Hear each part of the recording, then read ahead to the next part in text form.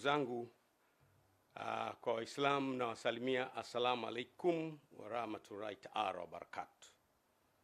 Kwa Kristo tumsifu Yesu Kristo. Bwana Yesu asifiwe. Na kwa Tanzania wote, habari za saizi. Leo nimekuja tena tuzungumze kwa pamoja.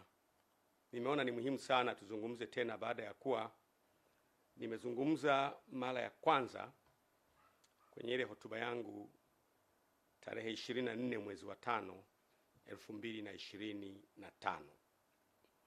Leo nataka kuzungumza nanyi tena. Kwanza nitaanza na neno la Mungu kutoka kwenye kitabu cha Mithali ambacho kimeandikwa na Mfalme Suleiman bin Daud, au Wakristo tunamuita Mfalme Suleiman. Kwenye kitabu chake cha Mithali sura ya 14 kuanzia mstari wa 34 inasema, haki huinua taifa, bali dhambi ni aibu kwa watu wote. Haki huinua taifa, bali dhambi ni aibu kwa watu wote. Nilipoongea nanyi tarehe 24 mwezi wa 5, nilipoanza hoja ya utekaji uliokuwa umezidi katika nchi, nilitoa takwimu iliyotoka TLS, Tanzania Law Society, ya watu waliokuwa wametekwa au kupotea, wengine kupatikana, wengine kuokotwa wamekufa. Na sasa ni almost miezi 5 baadaye, utekaji umeendelea, umekuwa wa kutisha sasa. Sasa sio utekaji tena, umekuwa uchukuaji au uvunaji. Imekuwa sasa ni kama mtu anavyochukua kuku kwenye banda la kuku, wakati wowote, saa yoyote, kwa namna yoyote. Mtu yoyote sasa anachukuliwa, si mwanafunzi, sio winga wa Kariakoo, sio padri, sio shehe, sio balozi. Mtu yoyote anaweza kuchukuliwa. Kwa hiyo utekaji umekuwa wa kutisha sana. Na mpaka sasa hivi, wakati nazungumza na nyie mara ya kwanza, nilisema wakati ule kulikuwa na watu 84 wale ambao walikuwa kwenye orodha ya watu wa TLS. Tangu wakati ule sasa hivi ni watu wengi, ambao zaidi ya 108 hivi, ambao ama wametekwa wakapatikana, ama wengine hawajapatikana kabisa. Na kauli zinazotoka kuhusu watu wanaotekwa ni kauli nyepesi sana kuzisikiliza.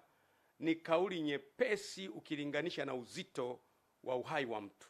Ndugu zangu, naomba tukubaliane, uhai ni zawadi ambayo Mwenyezi Mungu anatupa, na hakuna mtu mwenye mamlaka ya kupoka uhai wa mtu, hayupo. Tupewa zawadi na Mungu kama ya uhai, tuitumie kwa ajili ya utukufu wake.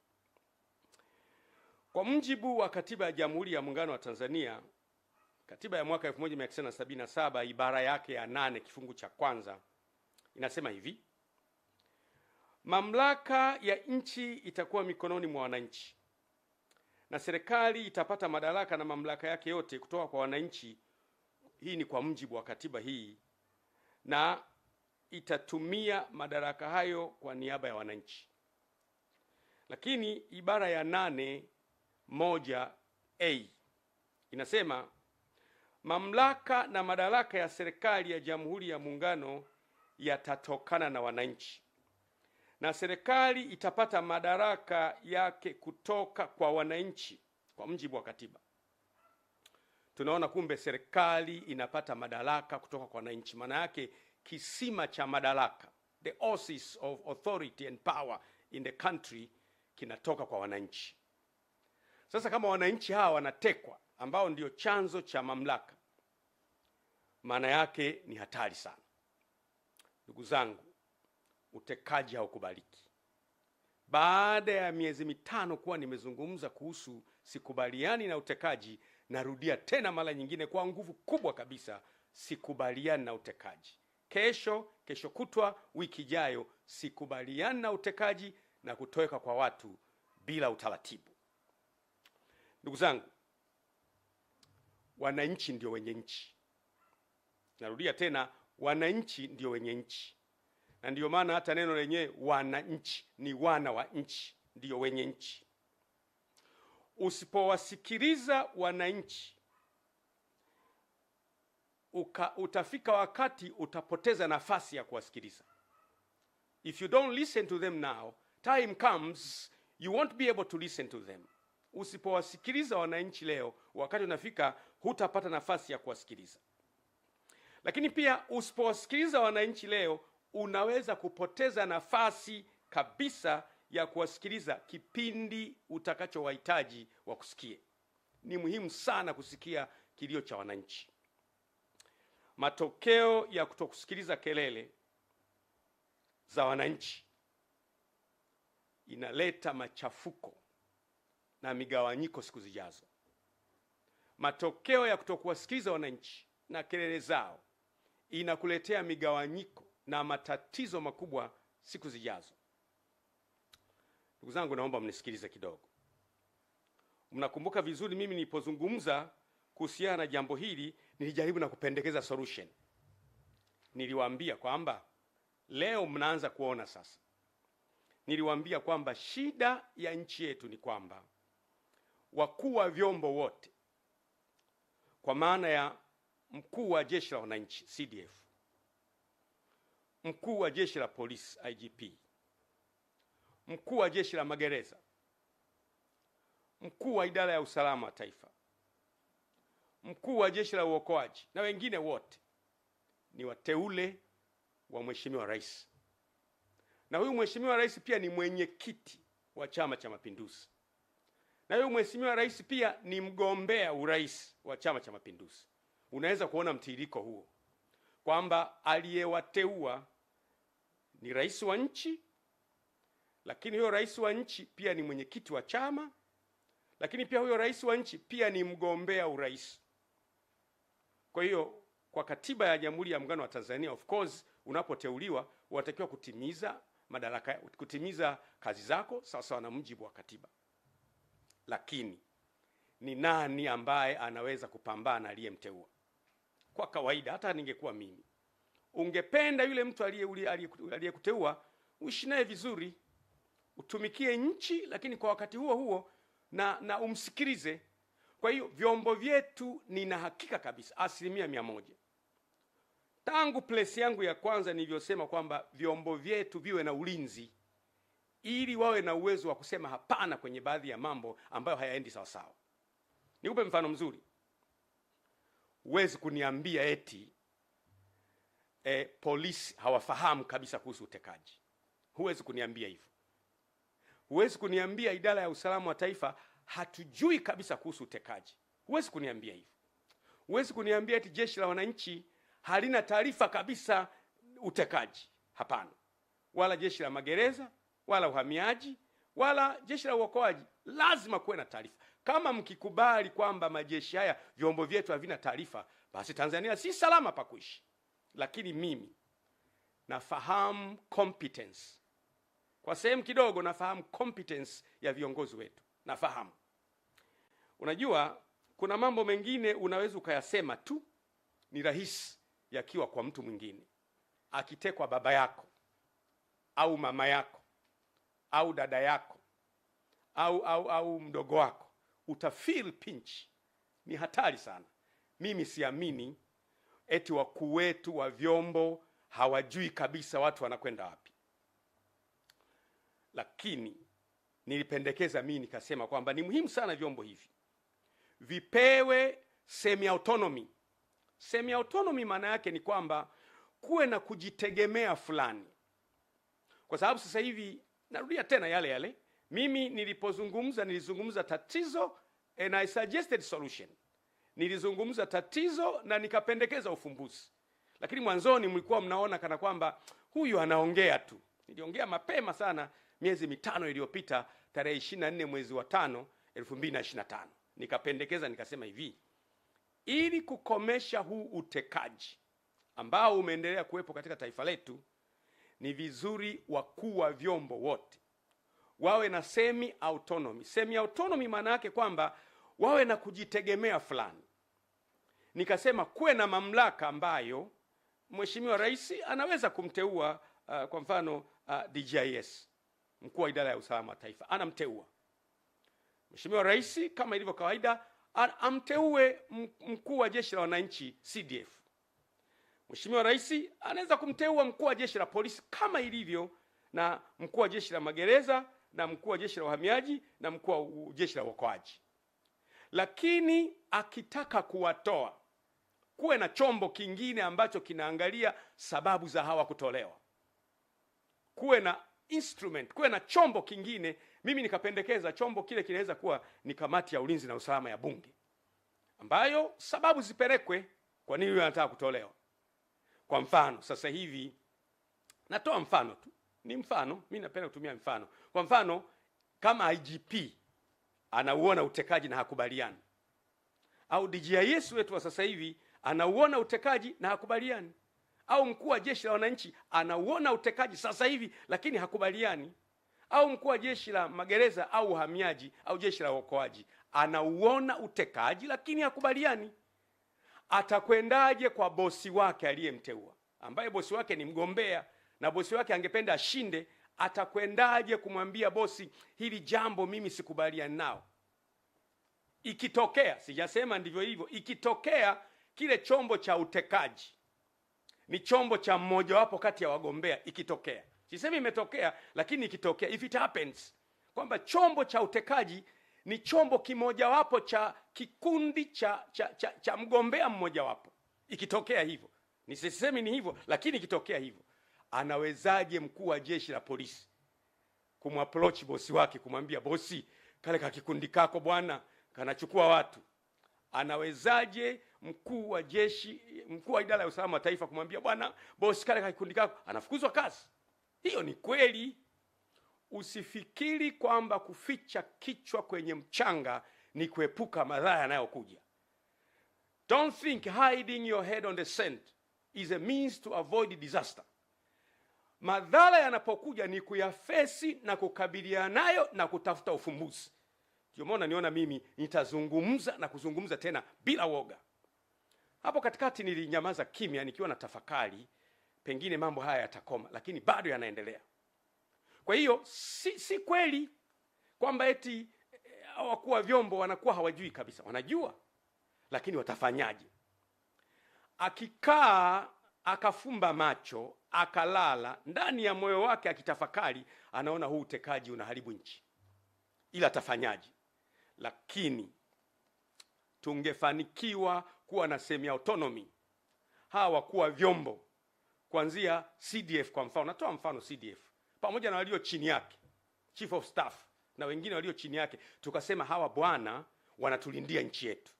Kwa hiyo huyu kiongozi wa nchi atakayekuepo, mamlaka ya nchi, unajua watu wengine they are very narrow minded.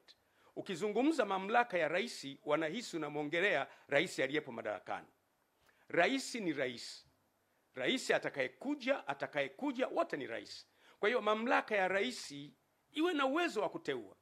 Lakini kumwondoa CDF, kumwondoa Chief of Staff na walio chini yake hapo pote isiwe rahisi. Ili huyu CDF anapoona jambo lenye kuharibu nchi na kuumiza nchi inaendelea, awe na ujasiri wa kusema bosi, kwa unyenyekevu, bosi, hili jambo hapana.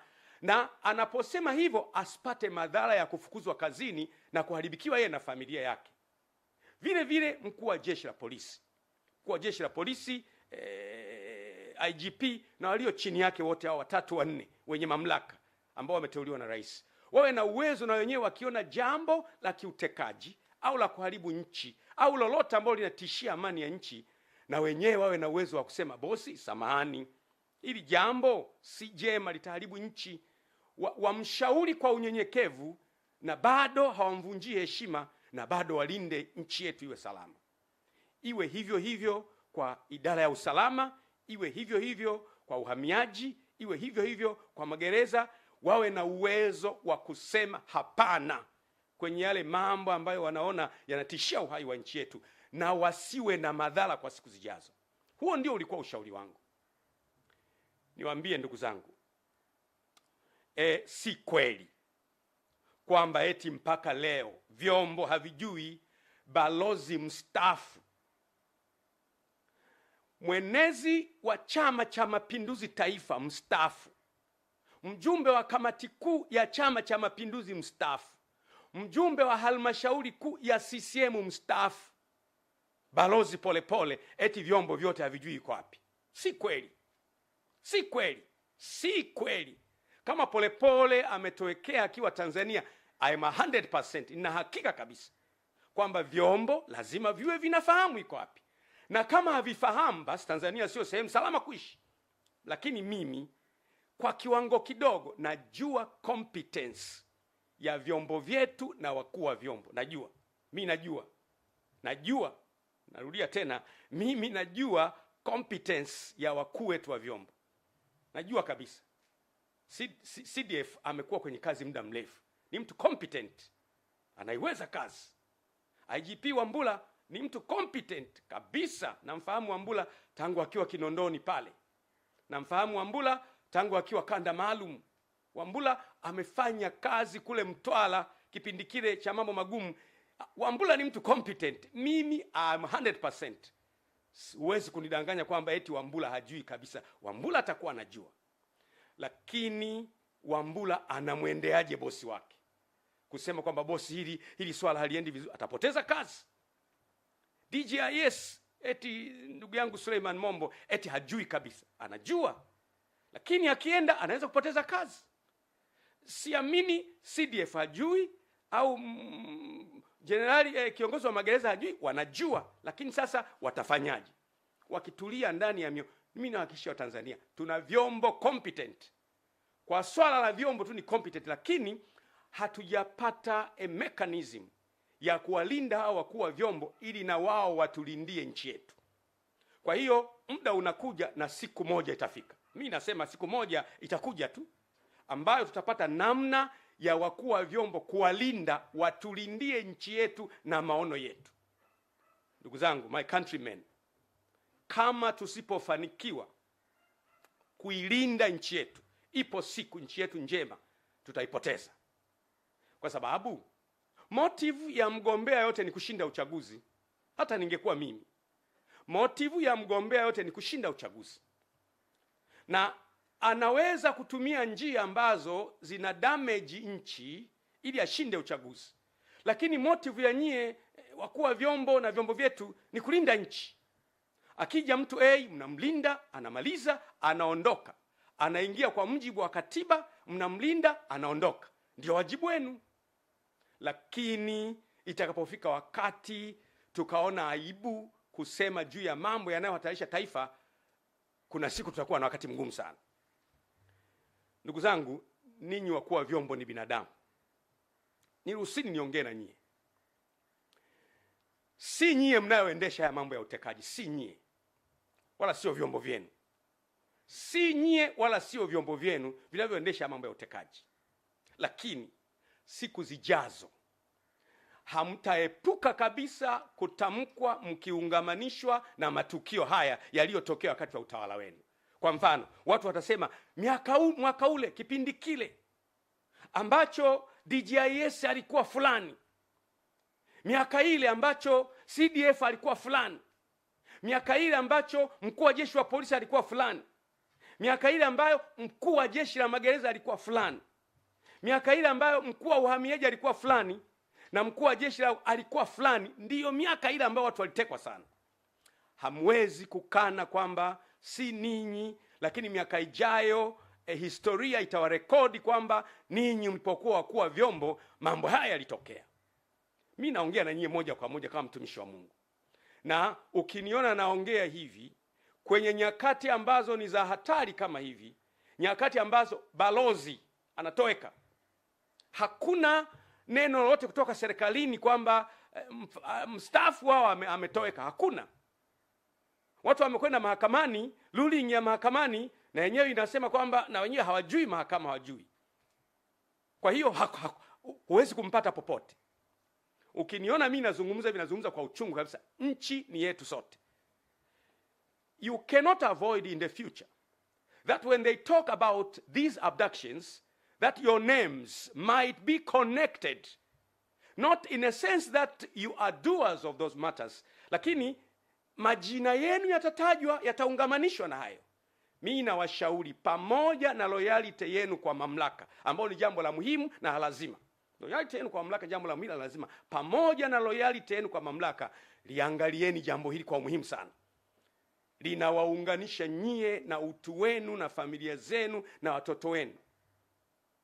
Si kwa sababu mmefanya, ni kwa sababu nyie ndio mlikuwa wenye mamlaka ya kulizuia hili jambo. Si kweli eti vyombo havijui Mdude na Soka wako wapi. Si kweli eti vyombo havijui Ali Kibao alichukuliwaje. Si kweli vyombo havijui Polepole kaondokaje. Si kweli. Vitakuwa vinajua, na hakika kabisa vitakuwa vinajua. Lakini vifanyeje? Nisema tangu mwanzo kwamba utekaji si sera ya Chama cha Mapinduzi. Mimi naongea leo bado ni mwanachama wa Chama cha Mapinduzi mwaminifu. Na nataka niwaambie baadhi ya watu ambao wanaongea maneno. Mimi sijawahi kuwa mwanachama wa chama chochote Tanzania. Kama ukipata kadi ya Josephat Mathias Gwajima kwa chama chochote, sijawahi kuwa mwanachama wa chama chochote zaidi ya Chama cha Mapinduzi. Ndiyo maana napozungumza Chama cha Mapinduzi ndio chama kinachotawala. Tunakihitaji sote.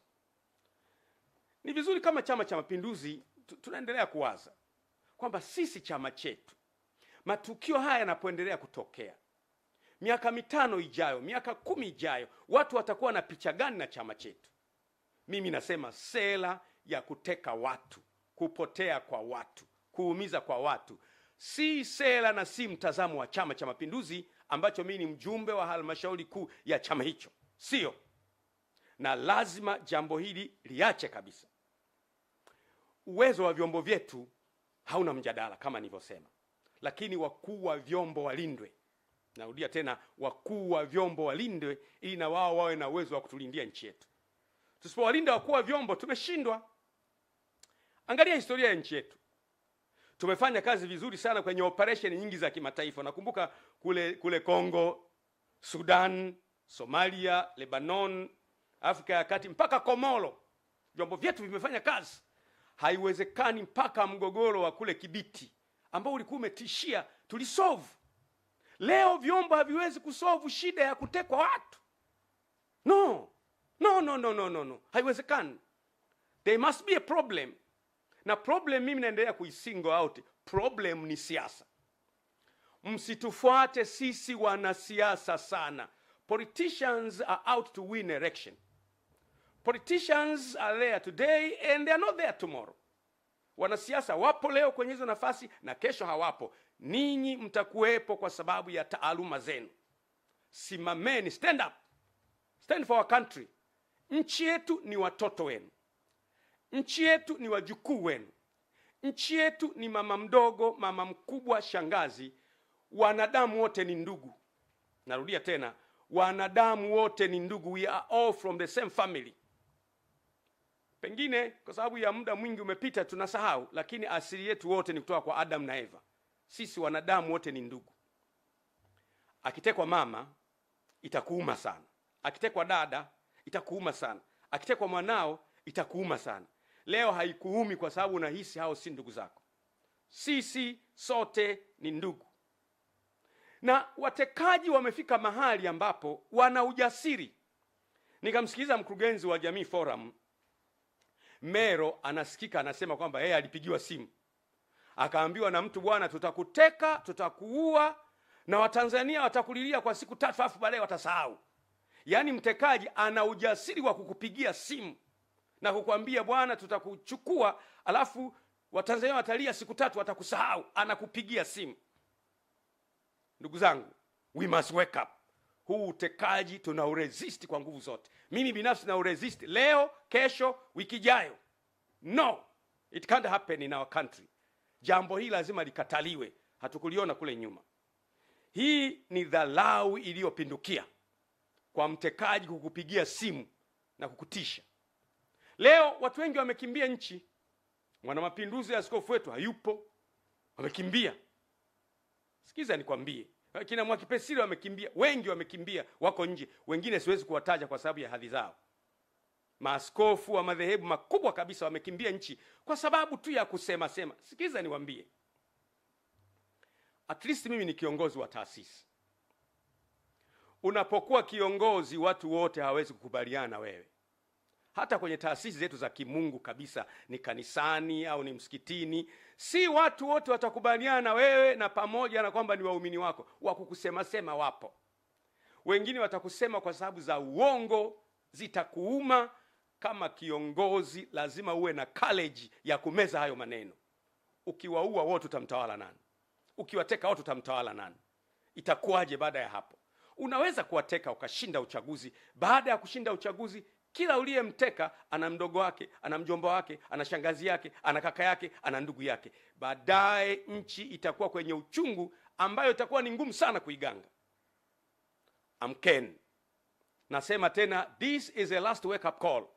Hii ni kengele ya mwisho ya kuamsha kwamba amkeni, tutapoteza nchi.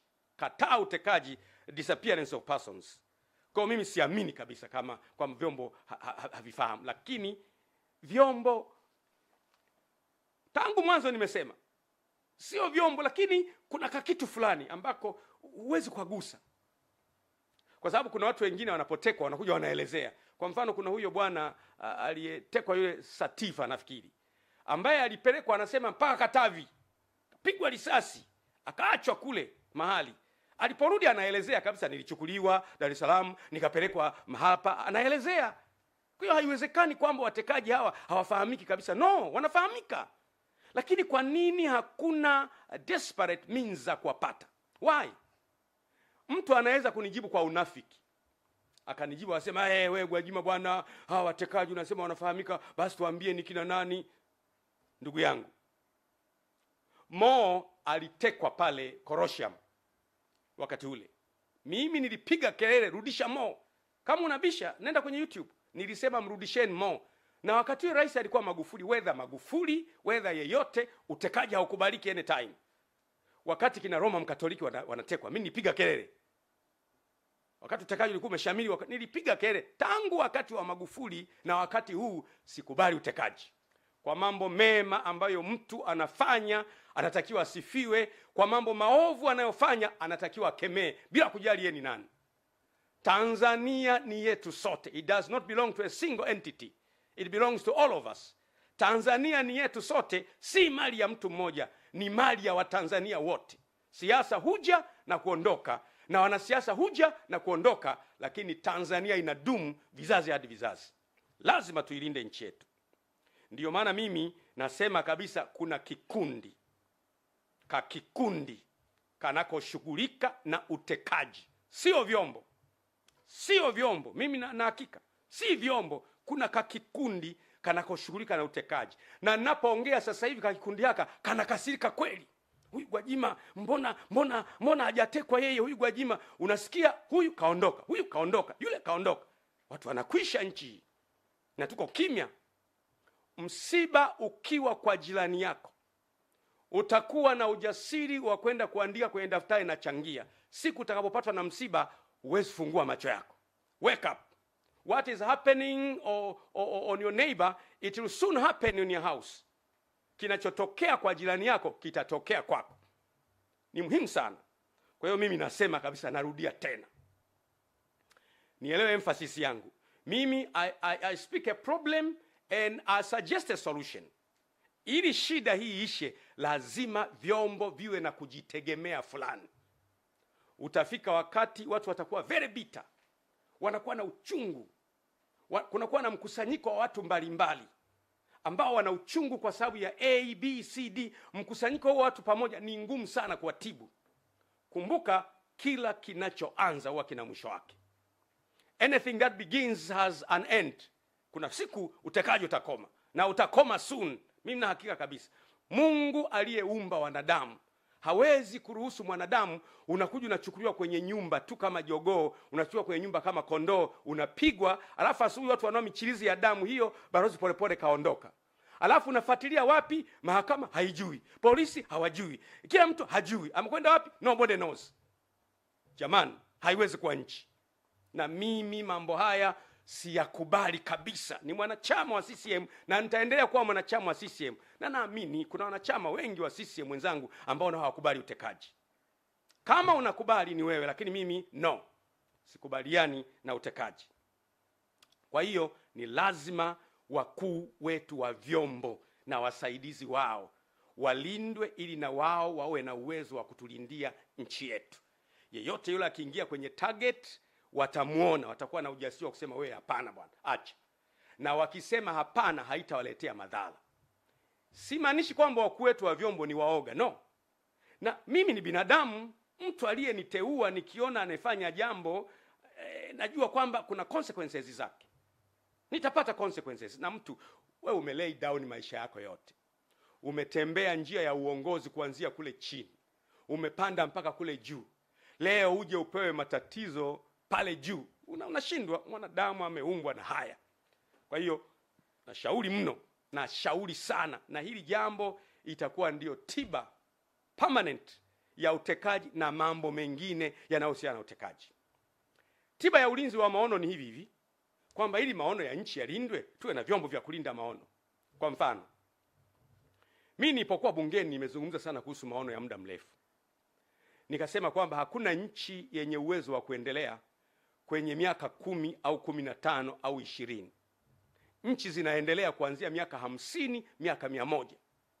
Na nchi zile ili ziendelee, lazima kila rais anayeingia madarakani aendelezee pale mwenzake alipoishia. Continuation.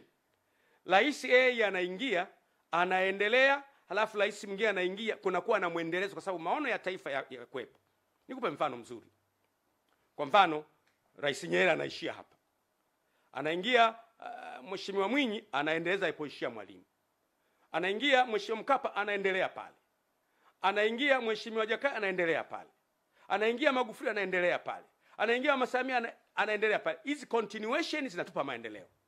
Lakini lazima kuwe na maono ya taifa yaliyoandikwa. Nimesukuma bungeni mpaka kweli Mungu amesaidia tumeandika maono. Lakini shida, tutayalindaje haya maono? Yatalindwaje? Yatalindwaje haya maono? Ndiyo, tumeandika kwenye makaratasi hapo. Vitu vingapi tumeviandika na havifanyii kazi? Ataingia kiongozi, hafanyi yale maono. Tajenga madaraja, tutapiga makofi. Tajenga leta, piga makofi. Lakini hafanyi yale maono. Ni nani wa kwenda kumwambia mheshimiwa samahani, yale maono yetu ya wananchi huyafanyi? Hayupo. Waziri atamwambia, atafukuzwa kazi. Waziri mkuu atamwambia, waziri mkuu ni mteule wa rais. Makamu wa rais atamwambia, hawezi kumwambia. Sasa hivi vyombo sasa vya kwetu hivi vinavyokuwa na kujitegemea fulani, vinakuwa pia walinzi wa maono. Wana uwezo kwa unyenyekevu kumwendea mheshimiwa rais, mheshimiwa tumekuja kwako. Sisi wakuu wa vyombo, maono ya wananchi ni haya. Maono ya wananchi ni kwamba wanataka grid ya taifa ya maji. Maono ya wananchi ni kwamba wanataka kila wilaya iwe na hospitali. Maono ya wananchi ni kwamba wanataka kila barabara iwe ya lami.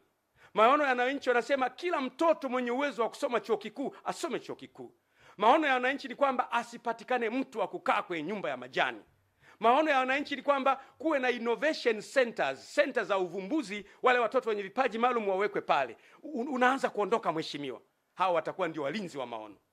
Vinginevyo, bila ya hivyo, tutaandika maono kwenye vitabu ambayo hatuwezi kuyalinda. Lakini nataka kuambia, asubuhi inakuja. Narudia tena, tutazame kule mbele, asubuhi inakuja. Haya mambo ya utekaji na kuumiza watu kuna siku yatakwisha. Na naamini kabisa yatakwisha. Ndugu zangu, ufisadi na uharibifu wa mali za taifa. Taifa letu lina safari ya kujenga uchumi na kuinua maisha ya watu. Objective au lengo kubwa la kila taifa ni ustawi wa watu wake. Inafahamika. Lengo kubwa la kila serikali ni ustawi wa watu wake. Ufisadi msingi wake mkubwa ni choyo, ulafi, ubinafsi, kukosa kuwaona wengine wana thamani kuliko wewe. Na ndio maana unakuta mtu amejilimbikizia vitu. Kumekuwa na malalamiko kila mahali ya wizi wa mali, ambao mimi huwa naepuka sana kumtaja individual. Kwa sababu nikilazimia kumtaja individual huwa namtaja in details. Ndio maana nasema ili mpate ujumbe. If I am obliged to speak an individual, I have to detail the individual. Na mimi singependa sana. Lakini wizi umezidi. Tunaona kwenye mitandao tuhuma zimejaa wizi, si madini, si hiki. Tuhuma zimejaa. Na hili jambo linatakiwa kufanyiwa kazi. Ni hatari sana kwa ustawi wa taifa letu. Tumekuwa tukimsikia Polepole, Mheshimiwa Polepole akisema wazi taarifa mbalimbali za ufisadi mkubwa kwenye madini, kwenye maeneo mbalimbali ambayo mimi sitaki kuyasema. Sitaki kuyasema kwa sababu mimi nimekuwa kwenye kamati ya bunge ya biashara, viwanda na uwekezaji wakati ule.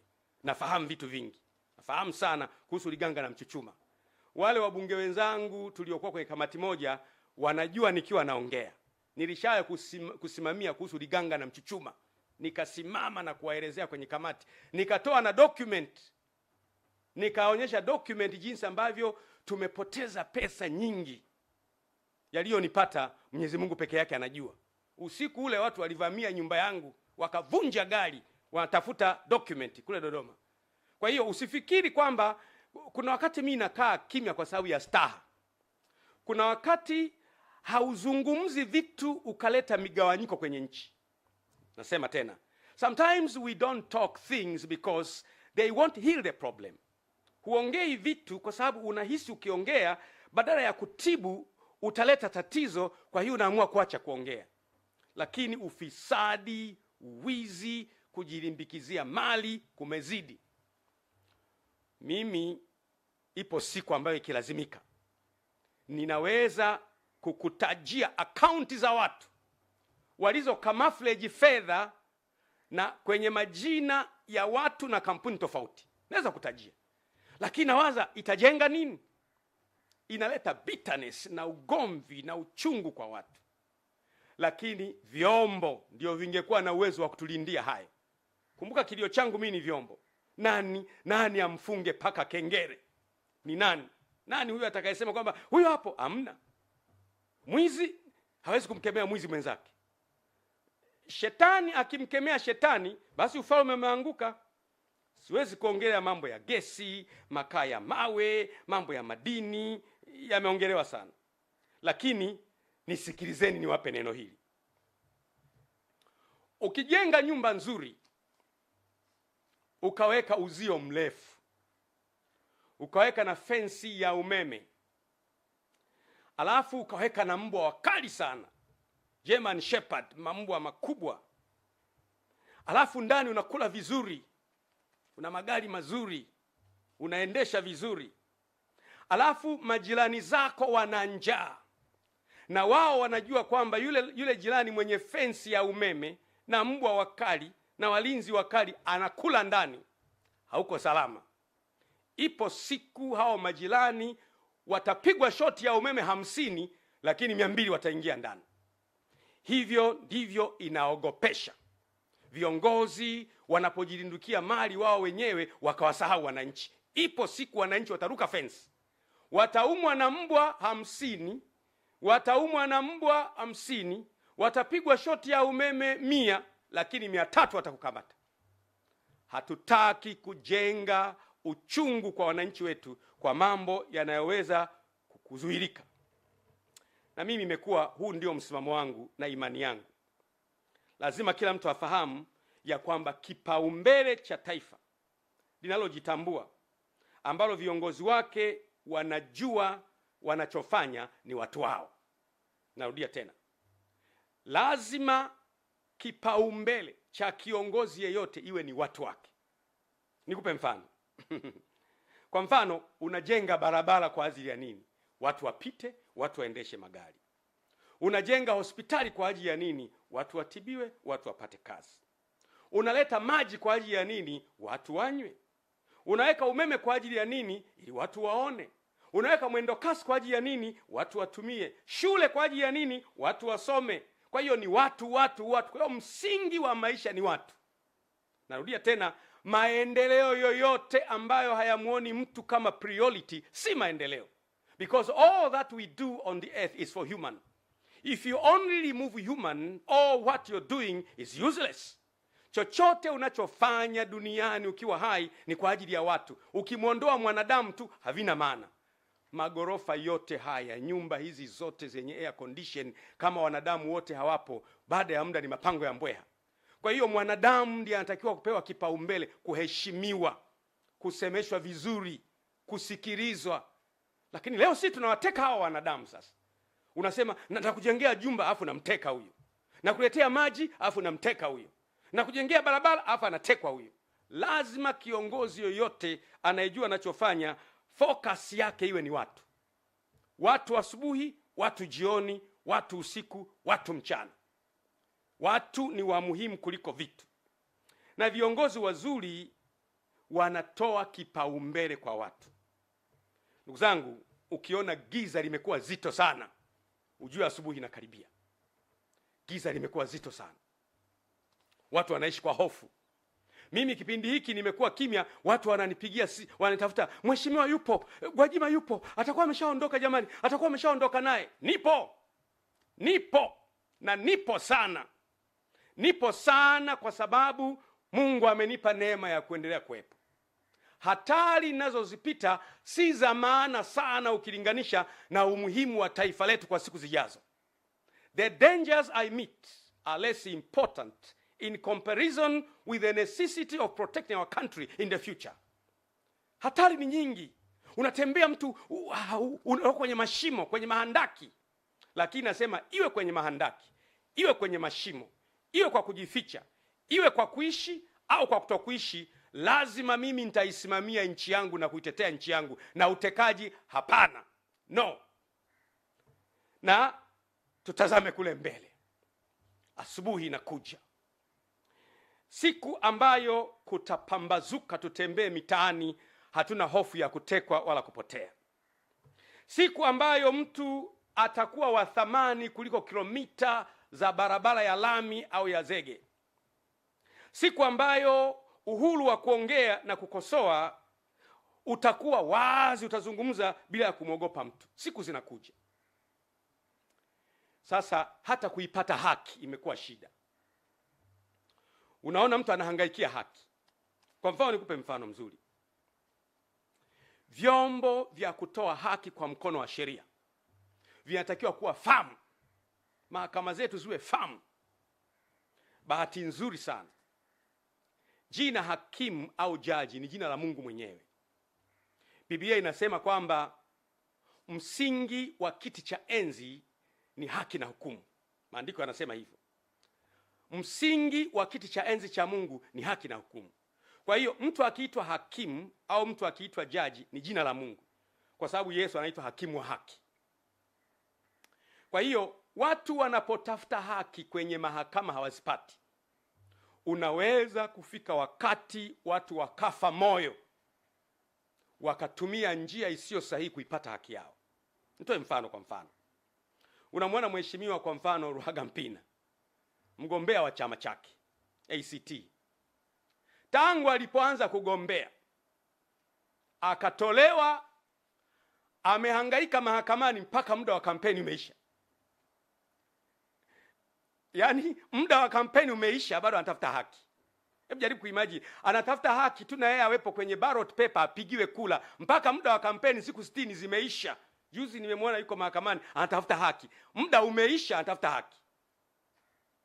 Amekata rufaa, hajapata bado, anahangaika, hajapata haki bado, mpaka muda wa kampeni umeisha. Sasa hebu niulize, kama mtu anatafuta haki kwenye chombo cha kumsaidia apate haki, hawezi kuipata, atafuta haki wapi? Na waomba sana, ni muhimu sana kuwaza hayo. Wakati mwingine unaona huruma sana.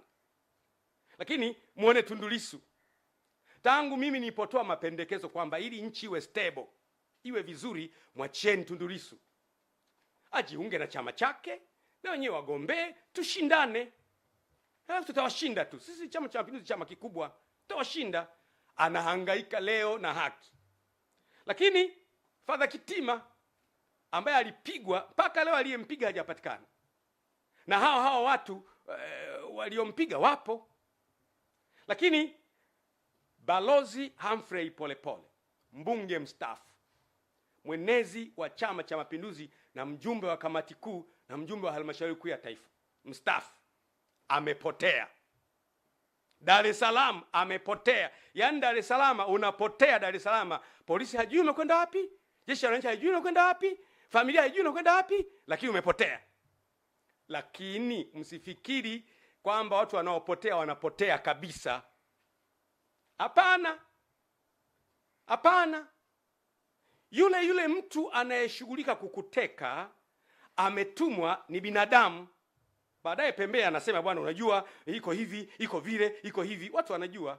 Mimi nawashauri mno, vyombo jitahidini kwa kadiri mnavyoweza kukisaka kikundi hiki ambacho kinateka watu katika nchi.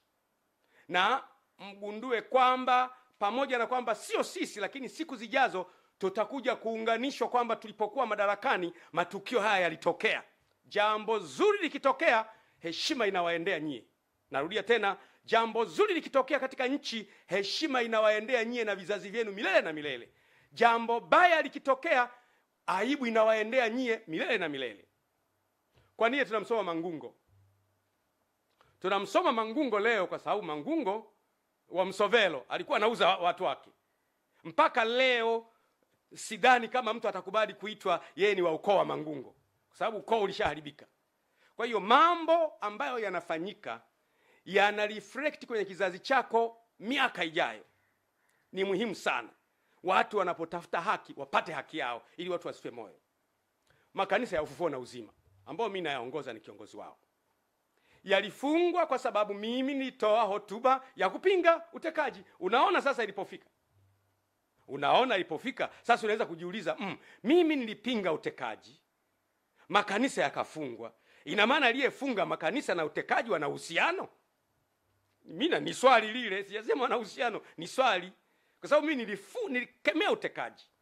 Nikasema utekaji haufai.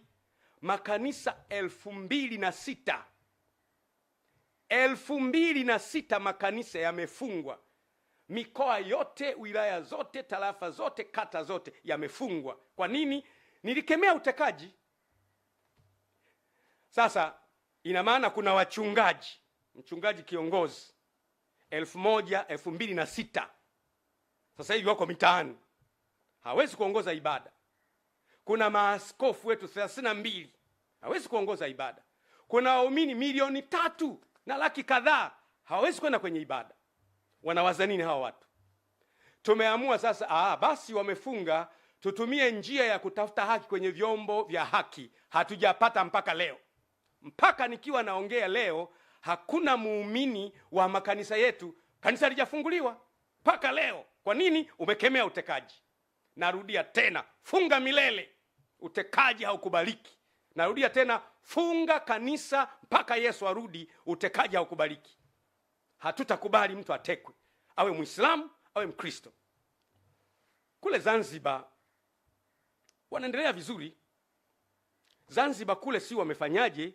Wenyewe wako kwenye uchaguzi, wanaendelea vizuri. Wapinzani wanaendelea na wengine wanaendelea. Huku kumekuwa na shida. Kwa hiyo mimi kabisa nasema waziwazi kwamba makanisa hayajafunguliwa mpaka leo. Tuko kwenye vyombo vya haki kwa muda wa miezi 5, haki haijapatikana bado. Waumini wako wanazagaa 3 wako mtaani, wananiuliza tufanyeje? Unategemea nini? Mahala ambapo mtu anaonewa, anatumia chombo cha haki kuipata haki, hawezi kuipata kwa wakati, unategemea huyu mtu atafanya nini? Kwa hiyo ninaomba sana vyombo vya haki viweze kufikiri na kuona namna ya kutoa haki ili watu wasife moyo. Ni muhimu sana sana sana. Watekaji wanaweza kufikiri wako salama. Mimi ni muumini wa Biblia. Kwenye kitabu cha Ufunuo sura ya 13 mstari wa 10 inasema hivi: mtu akichukua mateka atachukuliwa mateka, na mtu akiua kwa upanga atauawa kwa upanga. Mambo ambayo mnayafanya kwa watu gizani, mambo yale miaka ijayo Mungu ataruhusu wafanyiwe watoto wenu mchana kweupe.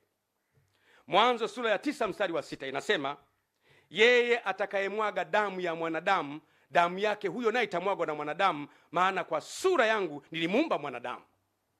Nchi inapoanza kumwaga damu za watu wasio na hatia, wewe Waislamu, wewe Wakristo, wewe hawana dini, nchi inaingia kwenye laana. Kwa hiyo ni muhimu sana kujaribu kuepuka jambo hili. Wale Wakristo wa Biblia mtafahamu vizuri. Bwana Yesu alipokamatwa, kama unavyojua Bwana Yesu alikuwa na wanafunzi 12. Alipokamatwa, mwanafunzi wake mmoja anaitwa Petro akachukua upanga akamfyeka mkamataji. Lengo lake lilikuwa zuri, wanamkamata bwana wangu ni wafyeke na wao.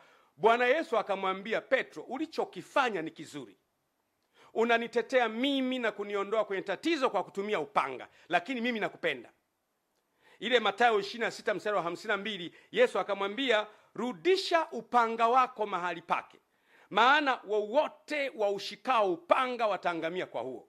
Maana yake anayeua kwa panga naye atakatwa panga. Na habari kwa nyie watekaji, acheni, na wale mliowateka waachieni. Mwachieni polepole, release polepole, mwachieni polepole. Kama hayupo mtuambie. Waachieni wengine ambao mmewateka, waachieni. Mtaifanya nchi iwe mahala pabaya. Niwape mfano wa mwisho afu namalizia. Ukiona kwa mfano jumla ya watu wote waliotekwa na ndugu zao na rafiki zao na majirani zao na sympathizers wao wanaona huruma, jumla ya watu wote wanaomwonea huruma Tundu Lissu kama yeye, kwa sababu wapo wana CCM kama sisi tunamwonea huruma, kwa sababu mtu anapokuwa na brain ni asset kwa taifa. Kuna baadhi ya vitu ambavyo tunaacha vyama, tunatumia ubongo wa mtu kwa ajili ya kujenga taifa. Kwa hiyo kuna watu wanamhurumia Tundu Lissu, wengi wapo na wenyewe. Kuna watu wanamhurumia Luhagampina, jamani Luhagampina amezuiwa, wapo na wenyewe wengi tu. Kuna watu wanamhurumia Heche mwenyekiti ambaye anakwenda kwenye msiba wa kumzika Raila Odinga, amezuiwa pale, leo yuko kwenye matatizo, hatujui yuko wapi. Unaona mambo yanavyokwenda. Kuna watu wanahurumia makanisa ya Ufufuo na Uzima amefungwa jamani. Mkusanyiko wa watu hawa wote, kuna mawinga wanalalamika. Kuna mkusanyiko hawa wote wanapotima kwa pamoja, nchi inakuwa haiko salama. Tunatakiwa tujifunze kuepuka kuignite moto mahala ambapo tunaweza kuzima moto. Niwatie moyo ndugu zangu wananchi, Mungu hachelewi. Mungu hachelewi kuitimiza ahadi yake. Utekaji umezidi, maisha ya watu yanaharibika, na Mungu atajibu. Maneno yangu haya ni ya thamani sana, hasa kwa muda ambao nayazungumza. Kwa muda huu hakuna mtu anaweza kuzungumza na yuko nchini. Mimi niko nchini, niko hapa kwenye nchi, wengine wote wamekimbia. Kwa nini? Na napozungumza wanaanza, jamani kwa Juma atakuwepo. Sikiliza niwaambie, Bwana asipoilinda nyumba, wao walindao wakesha bure. Na Bwana asipoujenga mji, wao wanaojenga wafanye kazi bure. Ulinzi una Mungu. Mungu akitaka uishi utaendelea kuwepo, na Mungu akitaka kuondoka utaendelea kuwepo. Kuna siku tutaondoka, mtekaji ataondoka, mimi nitaondoka, mwenye madaraka ataondoka, watoto wetu watabaki vizazi baada ya vizazi. Lazima tuilinde nchi yetu. Mimi nimedhamiria kusimama na wananchi. Mimi ni mwanachama wa Chama cha Mapinduzi aliyechagua kusimama pamoja na wananchi. Narudia tena, I want it to be very clear. Mimi ni mwanachama wa Chama cha Mapinduzi, ni mjumbe wa halmashauri kuu ya Chama cha Mapinduzi ambaye hakubali utekaji, hakubali uonevu, sikubali ufisadi. Nimedhamiria kusimama na kilio cha wananchi na nitasimama nao mpaka mwisho. Na wanachama wenzangu mnielewe kabisa kwamba nimedhamiria kusimama na wananchi mpaka mwisho, mpaka utekaji uishe. Na tazama kule mbele, asubuhi inakuja, na Mungu wetu ni mwaminifu, atatimiza ahadi zake. Asanteni sana wananchi. Mungu awabariki. Mungu aibariki Tanzania. Asanteni sana.